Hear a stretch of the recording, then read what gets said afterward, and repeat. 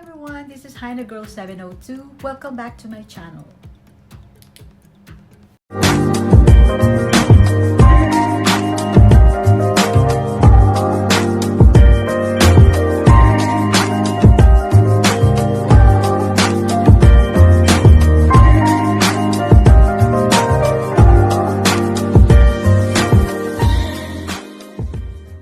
Hello everyone.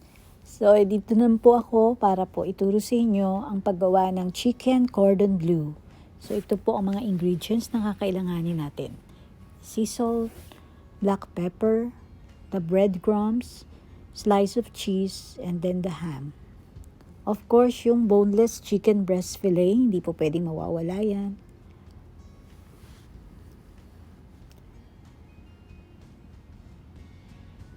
Ayan po. So, lagyan po natin ng plastic wrap sa ilalim bago po natin ayusin yung chicken. Alisin po natin yung mga fat.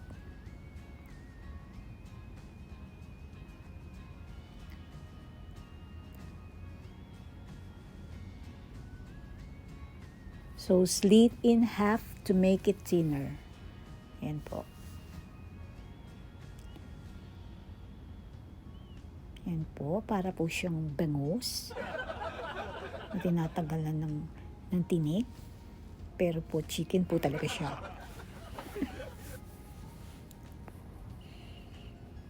So, after that, na medyo na-flat na po siya, lagyan po natin sa ibabaw ng plastic wrap again. So, pukpukin po natin siya para maging flatten.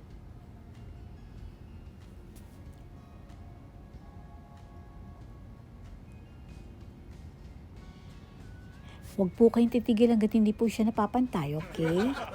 So, kailangan po naka-flat po siya.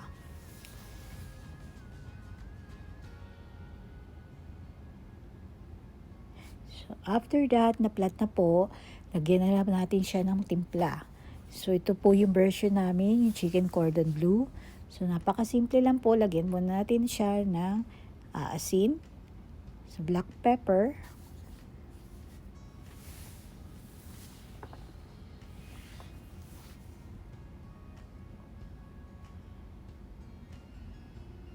and then after that, yung slices of ham. Dalawa pong gagamitin natin. Ayan. And then of course, yung slices of cheese. So I think gagamitin natin dyan ay 3 peraso.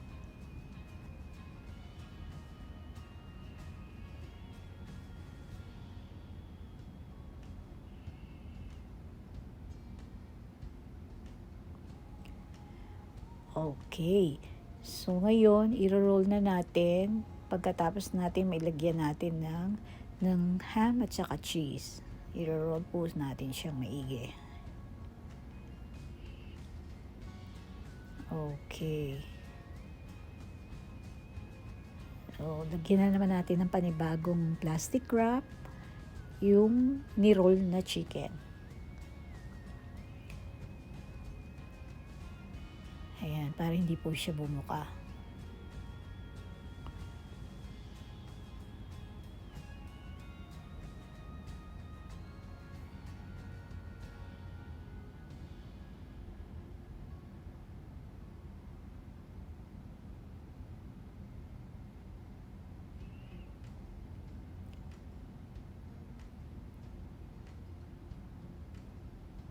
So, i-close po natin magkabila para po siya sarado na talaga.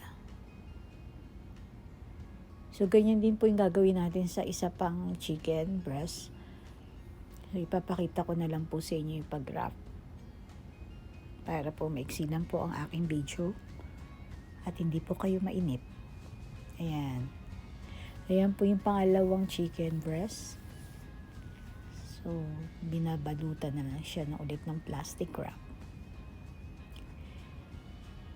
So, pagtapos natin siyang mabalot, ilagay muna natin siya, syempre, sa fridge. 30 to 1 hour. Hayaan muna natin lagay siya sa fridge. Okay? Bago natin siya lutuin.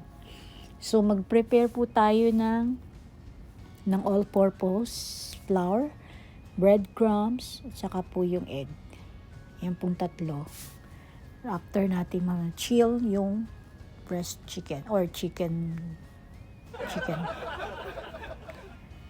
So, iro-roll na po natin siya muna sa all-purpose flour. Ayan.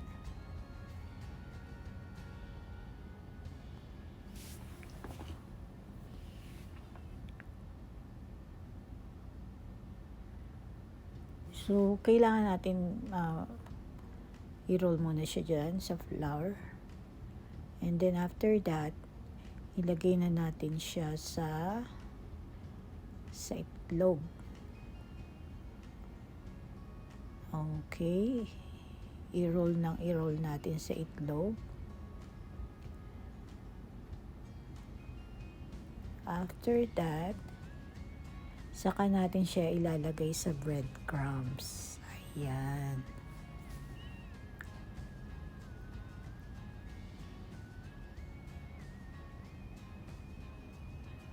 So, ganun din po gagawin natin sa isa. Hindi ko na rin po ipapakita. Just to make it short. Okay, dalawa na po siyang okay na. So, magpe-prepare na tayo ng mantika. Para ma-prito na natin yung chicken cordon bleu. Ayan. So, hayaan po natin siya ngayon maging maluto hanggang sa maging golden brown. Okay? Sana may natutunan po kayo guys sa aking na-share na simpleng chicken cordon bleu. At ito na po ang result. Pwede na po yan. Kainin natin.